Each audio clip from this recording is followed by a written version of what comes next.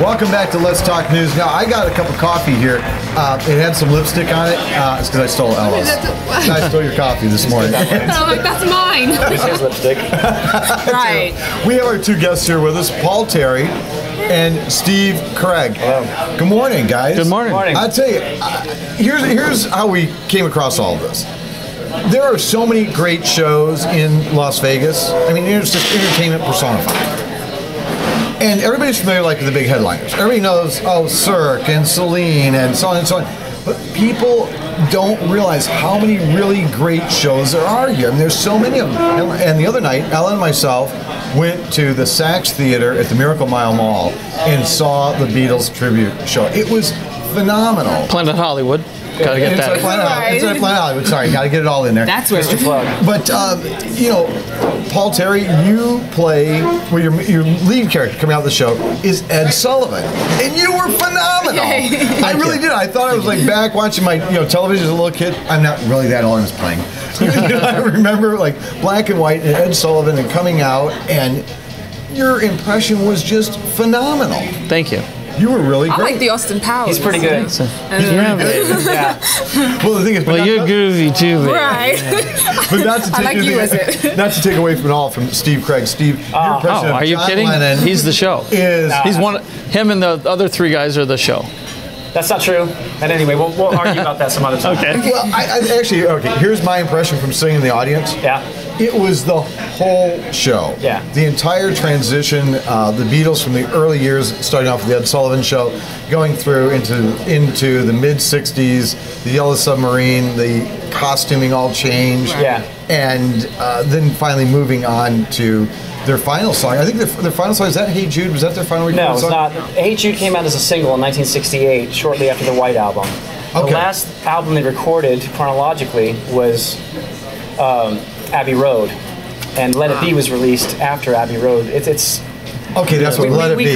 We go from the Ed Sullivan Show, from the first hits, and we travel through with costume changes all the way through to the end of the career, which is kind of personifies with Hey Jude, Let It Be, that medley that we do. I felt so good because I actually remembered the words.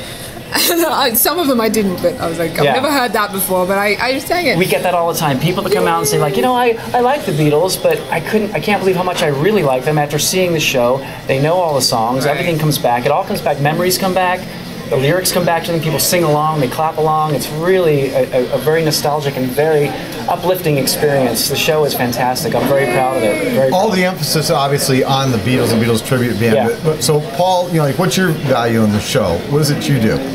Well, I'll give you a quick story of what my value is in the show, because what I think and what other people think is different. This guy came up to us 2 weeks ago, and this has never happened before. He shook my hand and he said, "Great show," and he slipped something in my hand. Well, I didn't want to be rude and look, so I stuck it in my pocket. Right. He did the same to Steve. He went down the line. Yeah. Then as we're walking away from the meet and greet after the show, Steve says, "What did that guy give you guys? He gave me $40. And then Bobby, who plays Ringo at that night, said, "He gave me $40. And Adam said, "He gave me $40. All the guys. And I reached in my pocket. He gave me $1. Oh! So I have 2.5% of the value. You did the math on that one. Nice. But Steve, along with playing John Lennon, and some people say arguably that John's the most noted of the four Beatles. My whole thing was I'm kind of I'm a Paul McCartney fan. Yeah. And so my question when I would ask women, when I was dating, I said, "Can you tell me who Paul McCartney played for?" And if they said Wings, I wouldn't date him. I don't know, he came from the Beatles. Right. That was it. His other band. His other band, yeah. That's a deciding factor. Multi-platinum. Exactly. But you also have your own album out, Steve Craig. I do. Fingers in the Pie. I want to make sure we get this in there. I'll get a tight shot of that one. Right. All right. There you go. Yeah. Hello, everyone. I love your accent. I really do. Usually I can pick up who is not English. Yeah, because it comes. But yours is really good. If you watch Hard Day's Night 73 times, you get pretty used to the Beatle accent. Right. There you go. Hey, we only got a minute left. Do you want to hear him sing? I'd love to hear him sing. Will you do that for us? Yeah. We'll do a Beatles song. Okay, of course. Baby's good to me, she's happy as can be, she said so.